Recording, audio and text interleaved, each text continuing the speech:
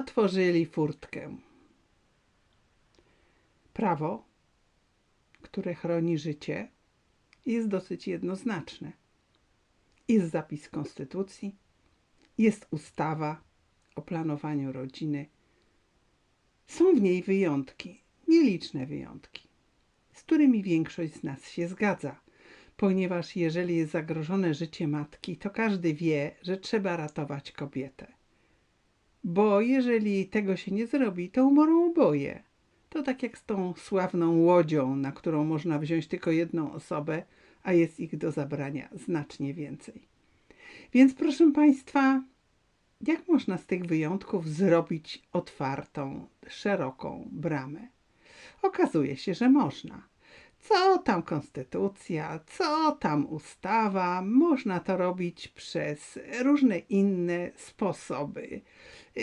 No, na przykład jakąś uchwałę Sejmu, albo może coś znacznie mniejszego, zarządzenie ministerstwa.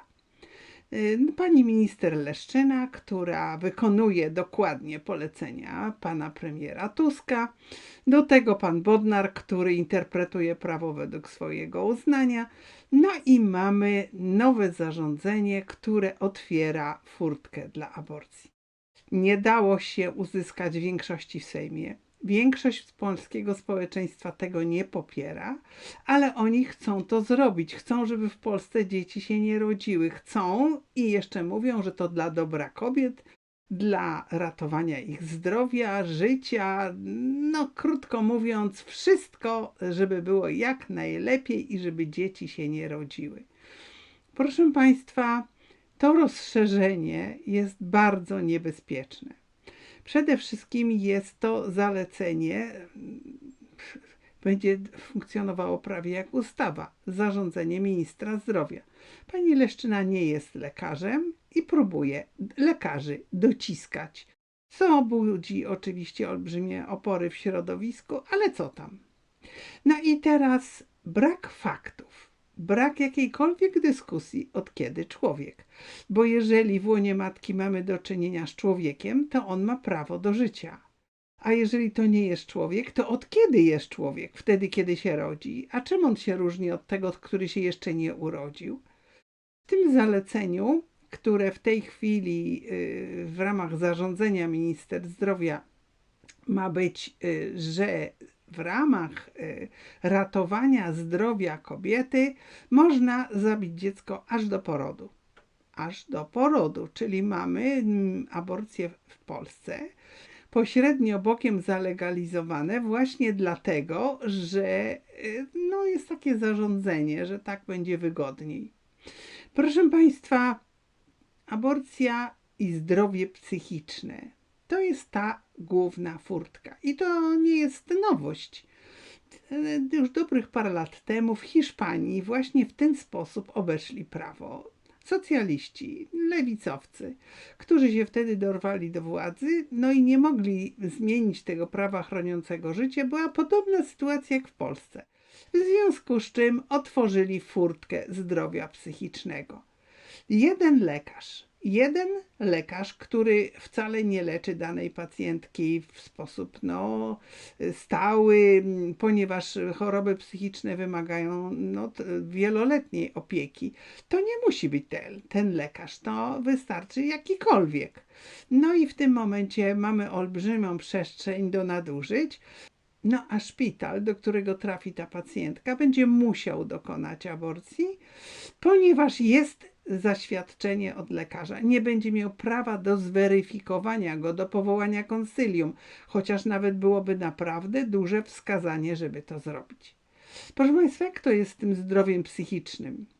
Zdrowie psychiczne u kobiety, tak jak u każdego człowieka, jest bardzo ważne, ponieważ dzięki temu, że jesteśmy w równowadze, możemy podejmować sensowne, logiczne, odpowiedzialne decyzje. No ale jeżeli mamy problem z chorobą psychiczną, którą trzeba leczyć, i to bardzo często wieloletnie leczenie jest, no to ten człowiek jest narażony na dodatkowe problemy, na dodatkowe powikłania, no i sama choroba się rozwija. Czy jednak aborcja jest elementem leczenia? Otóż z tego, co dotychczas zbadano, wynika, że nie, bo aborcja sama w sobie powoduje bardzo poważne następstwa psychiczne, depresje, stany takie, że kończą się samobójstwem, że kobiety nie mogą dojść do siebie latami. No to jest najlepsza metoda, żeby to nakładać na poważną chorobę psychiczną. Ale tu nie o to chodzi. Chodzi o to, żeby feministki mogły zorganizować w cudzysłowie takiego lekarza, który to podpisze. No i w tym momencie szpital nie będzie mógł nic zrobić. Proszę Państwa, lekarz psychiatra to jest specjalność, o której mówią prolajferzy, że jest najmniej życzliwa dla początków życia, że najłatwiej psychiatrzy są po stronie aborcji. Najbardziej pro-life są neonatolodzy i pediatrzy, ci, którzy się zajmują rodzącymi się dziećmi, czy ci, którzy tymi dziećmi dorastającymi już się zajmują i je leczą. Proszę Państwa, jak to jest z tym lekarzem? No, środowisko lekarzy jest zbulwersowane, ponieważ to zarządzenie pani minister Leszczyny, nie lekarza, przymusza ich do tego, żeby byli zabójcami. Lekarz nie może odmówić, tam jest pewna furtka z olbrzymimi ograniczeniami. Wiemy, że w polskich szpitalach lekarzy brakuje.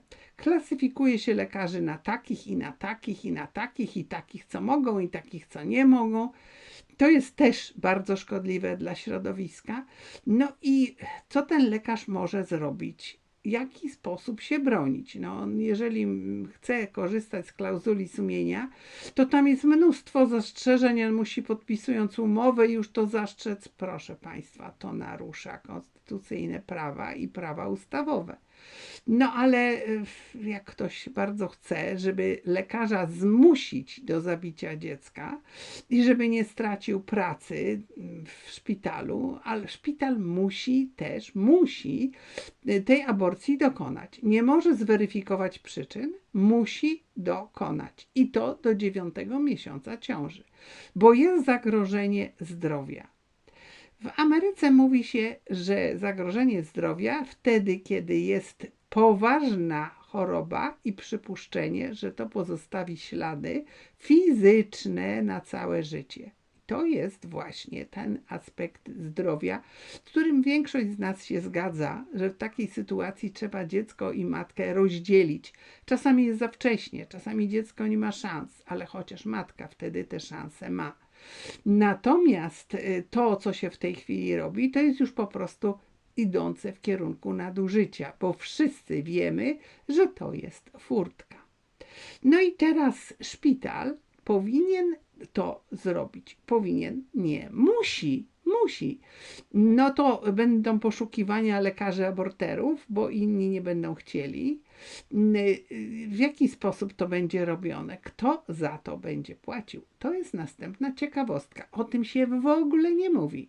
Szpital musi wykonać w ramach świadczeń NFZ.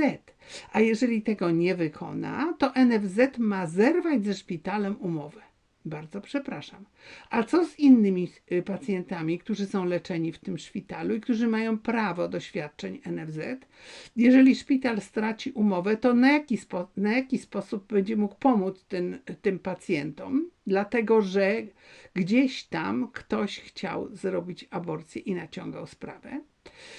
Proszę Państwa, i jeszcze jeden aspekt, bo aborcji za darmo nikt nie robi.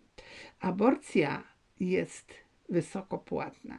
Nawet w szpitalu ktoś za to płaci. My czasami idąc do szpitala, kiedy mamy ubezpieczenia, kiedy mamy te świadczenie zapewnione, nie zwracamy uwagi na koszty. Ale te koszty są. I proszę Państwa, skąd się biorą te pieniądze? Czy one się same rozmnażają? Czy NFZ je produkuje? Czy rząd je produkuje? Nie, proszę Państwa. To są pieniądze z naszej kieszeni. Naszej kieszeni polskiego podatnika. Czyli każdy z nas będzie to finansował pośrednio. I o to też chodzi, żebyśmy po prostu przestali dyskutować, tylko dali pieniądze. Proszę Państwa, to jest wszystko naciąganie prawa.